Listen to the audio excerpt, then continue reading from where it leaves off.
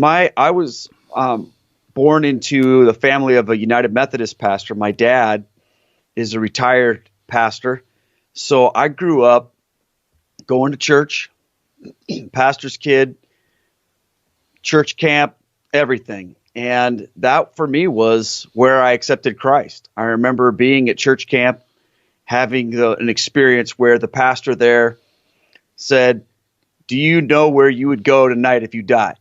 If you died tonight, where would you go? Would you go to heaven or hell?" And I thought that, well, because I'm a pastor's kid, automatically I get to go to heaven. And he gave an altar call and said, "You can know for sure where you'll go if you come down and pray this prayer and receive Jesus into your heart." So I said, okay. So I did that. I was probably 10 or 11 years old.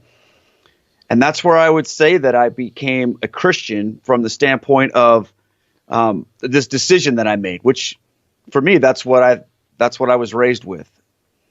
Right. So as I grew up in the church, I was involved in the typical, I grew up in like the 80s, early 90s. So I was into like Christian music and going to revivals and going to stuff like that.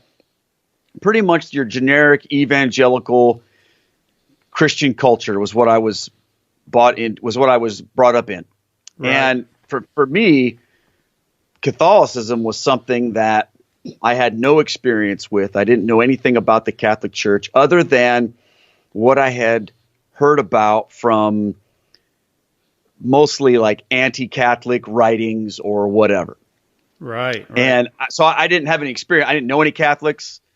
I never went to a Catholic church, nothing. So it just wasn't really on my radar. Well, when I was in high school, I played drums and wanted to be in a band and all that kind of stuff. And I ended up moving out to Philadelphia to play drums in a band.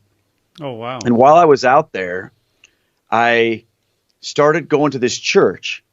It was a Calvary Chapel church. I don't know if you guys have those around you, but started in Southern California. Right. So while I was in Philadelphia playing drums in this band, going to this Calvary Chapel, falling in love with the Bible, I was really like moving from this surface level knowledge of my faith to a deeper level of Scripture.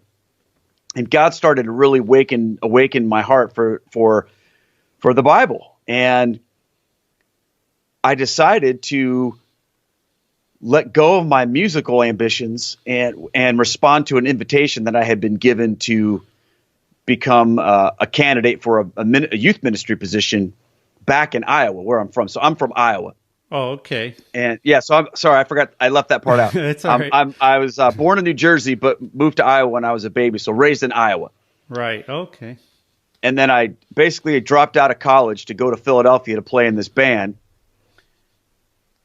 Had this amazing experience with Jesus, left the band, went back to Iowa, and started a youth ministry.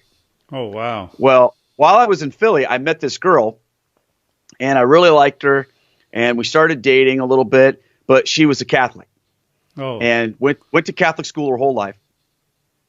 Well, when I met her, I said, "Hey, where do you go to church?" And she's like, "I don't go to church. I'm Catholic." And I just thought that was kind of interesting. I'm like, "Yep, figures." So I said, "Well, come to church with me." So she came to Calvary Chapel with me, and she got saved. It was a great thing, and she was all excited. Well, when I went back to Iowa to be a youth pastor, eventually she came out, and we got married, and we started a family. So now I'm in Iowa. I'm a youth pastor. I'm finishing up college. My youth ministry is growing, started a family, and I needed a logo for my youth ministry. So I went to the phone book and the yellow pages, and I'm looking around. I find this guy who's a graphic designer. I call him on the phone, and I explain to him what I'm doing and talk to him about my youth ministry. And he sounded pretty cool. He sounded excited about it, and he said he would help me.